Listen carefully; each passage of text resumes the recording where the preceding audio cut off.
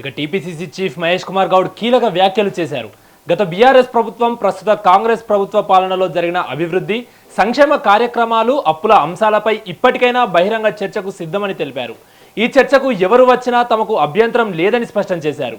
BRS నాయకులు పెద్ద ఎత్తున ఎంతమంది వచ్చినా కూడా ఆర్భాటంగా వచ్చి ప్రదర్శన చేయడం సరైన విధానం కాదన్నారు.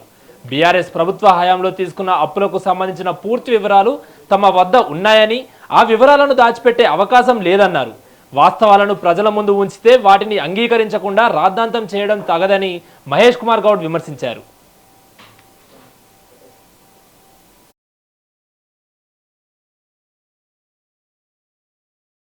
ఎవరు వచ్చినా సిద్ధమే. జనంతో మంది మార్గంతో షో ఎందుకు చేస్తారు?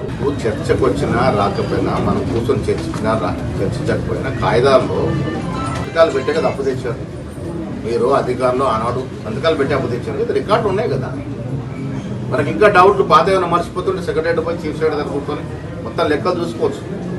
గతంలో తెచ్చిన, మీరు 10 ఏళ్ళలో తెచ్చిన అప్పు ఎంత, అంతకుముందు సమైక్య ఆంధ్రప్రదేశ్లో రకరకాల ప్రభుత్వం, రకరకాల పార్టీలు చేసిన అప్పు ఎంత, ఇవాళ మేము చేసిన అప్పు ఎంత, లెక్కలు కనబడతాయి కదా. ఇదే దాయడానికి లేదు కదా. రాజకీయ రాద్ధాంతం చేయడం మంచిది కాదు. వాస్తవాలు చెప్తే జీర్ణించుకునే ప్రయత్నం చేసుకోవాలి, ఆ అలవాటు నేర్చుకోవాలి. జూపల్లి గారు ఇచ్చిన సవాలే అది కదా.